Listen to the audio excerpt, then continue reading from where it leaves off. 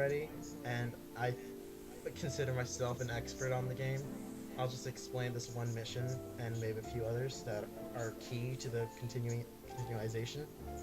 This one mission, you have to use a stick instead of the damn keyblade.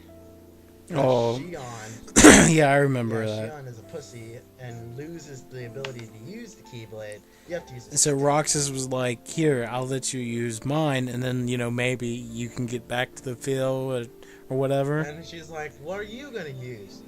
You just pull out your stick. I'm gonna I'll use just pull out my penis.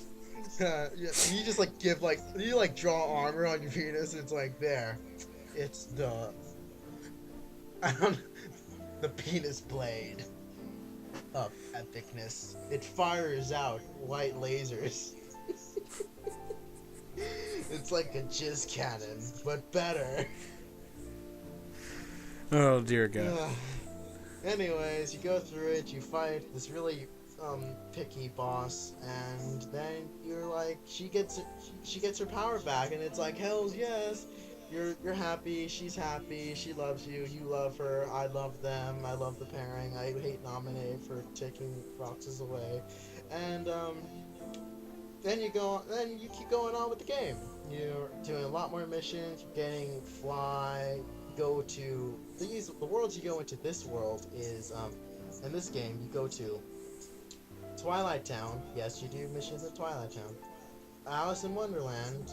You're still continuing on with the basic storyline of KH1 to KH2 and Chain of Memory. So you're gonna get a couple of like mind fucks every so often.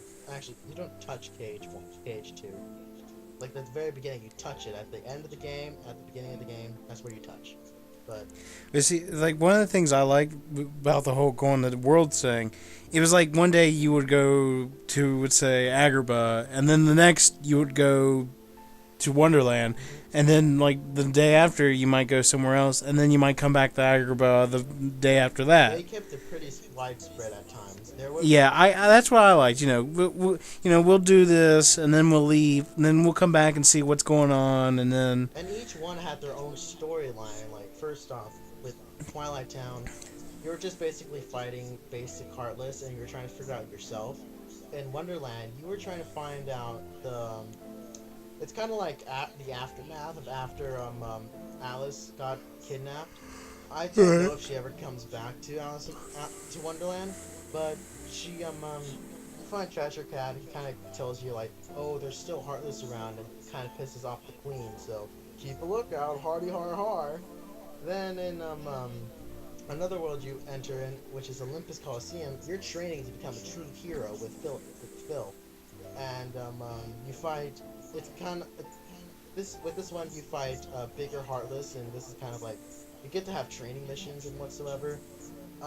With this game, I like how you can go back to missions and redo them to get better scores and to get oh fly. right, That was like one of my favorite parts of it.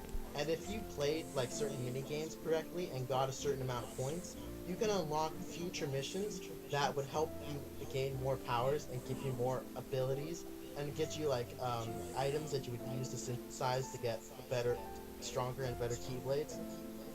After that one, you would go to after that world. You also visited Halloween Town, which was kind of a mindfuck all its own.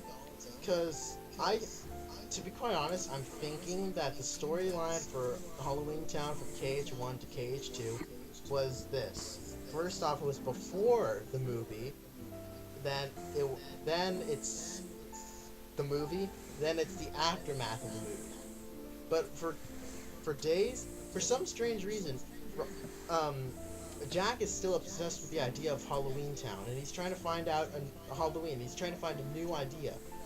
So I don't know if it's like after when Sora visits, and it's kind of like the area where right before the movie, he's trying to figure out Halloween. It's like the ending of the Halloween that he had, and then he plays with Christmas a bit. Then he fails at it, but then the movie comes into play, and then Sora comes back with Oogie's Return. It's a mind fuck all its own, and I don't 100% understand anymore. So I don't know if your theory is correct.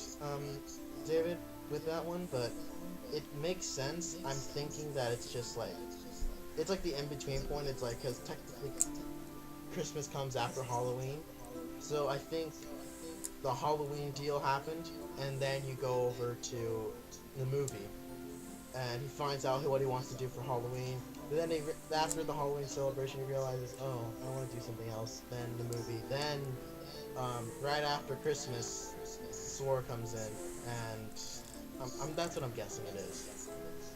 Mm. I don't know. It's kind of a mind fuck all its own. And then you go to Neverland, which you don't get to meet Peter Pan, which really, really sucks. But you get to hang out with Tinkerbell, and you get to see one of my most hated bosses of that entire game, the Sky Ruler. Oh yeah. He's an annoying asshole.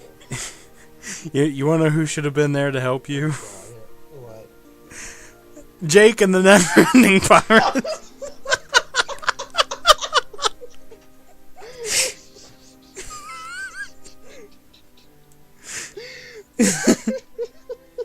Here comes Jake. Oh God. Oh God. So anyway,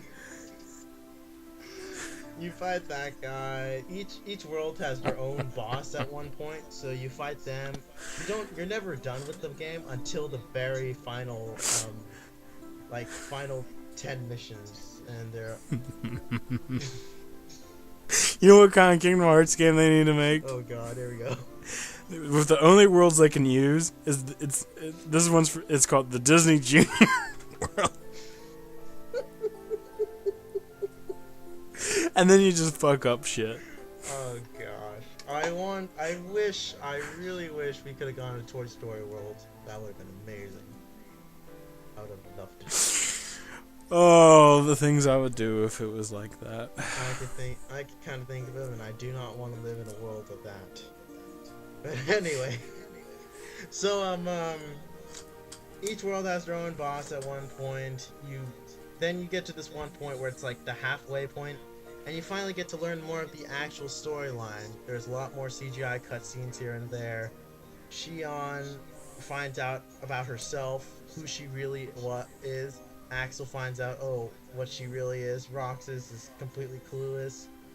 You actually get to go to the Dream Islands at one point, and you don't actually get to do a mission there, but I'm guessing it's technically a dream of Roxas going there with Axel and Shion. And you go there, you're like, this is such a cool place, and I want to come back here to the beach. And then from there, it's kind of sad what happens. Shion and Axel kind of ditch Roxas a lot. He sits there eating ice cream alone after his long day of murdering. You kind of go to, well, actually, let's see. You have to, damn it, I keep losing my train of thought. Shion finds out that what she truly is a like some sort of parasite deal. She's a puppet. She's a puppet. There we go. She's supposed to take control of the ability to use the Keyblade away from Roxas. Axel knows of this, but he doesn't like it because they're all friends, and this is one of the most heart-jerking things in the world. It's like this is a true friendship this is like a true friendship, and it kind of gets destroyed by the organization's heartlessness. Get my pun? No. So their heartlessness kind of destroys their friendship in a way. Axel trying to save Roxas and Shion from destroying each other. There is this one mission where you're supposed to take out this really incredibly hard Heartless. Once you get halfway through fighting him, Axel comes in and stops you two, and you realize, oh crap, I was fighting Shion. Oh yeah, I remember that. Yeah, that was I was yelling at my DS. It's like, what the fuck? I did not see that coming. So yeah, because I thought I was really fighting a monster, and then it was really Shion. I was like, How the what? Because I think it was planned. It was You know, planned. we Yeah, can't have two Keyblade. You it know, was planned for one of people. you guys to take out the other, and so that you would find So the who's true. ever left standing would be the one that would, you know, the new. We'd just use you for the collecting of the hearts or whatever. Mhm. And so you're like, oh damn it, I'm sorry, Shion, I'm sorry, Roxas, and then they make out and make up, and then we go on, and you have this like final 5 missions, which are very tedious. First off, there's this one mission where you have to fight like 10 like boss heartless, and you have to finish them all off in one mission. And they're pretty hard. Some of them are really difficult. Others are simple that you fought before, and so there's not very many surprises. But there is this one heartless that's optional to fight. That is such a troll. I can never beat it. Right. Then you go into you have to place the device mission, which you have to go into Agrabah, and you know where the area where you have to go to the keyhole. Well, Yeah. that's where you place the device. It's this like white deal, and you have to place it there. Fight a like really powerful heartless, and then you're like, why the hell am I doing this for the organization? And then you go off to where is it? After that, you decide, you know what? I'm done with the organization. I'm gonna run away from it. You go to CGI cutscene, which you would have you probably have seen like maybe once or twice in the previous games, I think, or some connection to it when you first did Kingdom Hearts 2. You would like see like a snippet of it. This is basically Roxas walking away from the world that never was, and Axel's like, Oh yeah, and then like Axel, you know, he'll appear or whatever. and he goes like, you're running away. It's like, yeah, I am. And it's like, you know, you can't turn on the organization. And he says, no one's gonna miss me. But he's like, but I will. And it's just a heart-wrenching idea. It's like, Axel has a heart.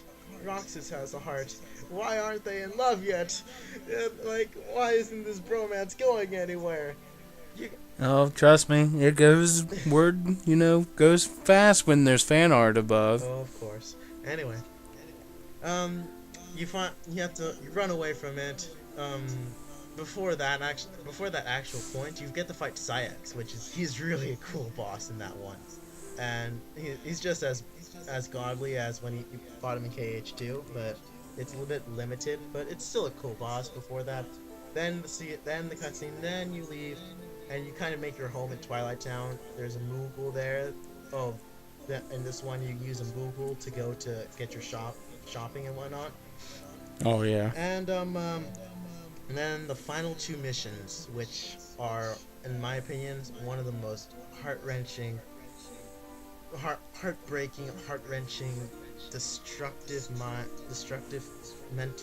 mentally destructive things in the world, that I cried at the end of this game because it was so emotional that I just could not put the game down.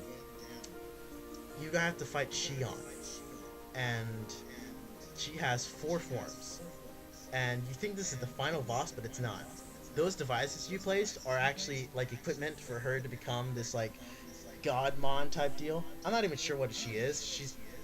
Apparently she's a puppet, but I don't know if she's like heartless or nobody or whatever she is. She becomes these like creature things that are like these armored clad creatures, each of them with different fighting styles, and you have to fight them at different worlds. Not every world, mind you, but some of them you go to. Yeah, and I thought this feature was kind of cool because you would fight, and then we would be next phase. We're now somewhere else. Mm-hmm. Fight, next phase. Oh, now we're here.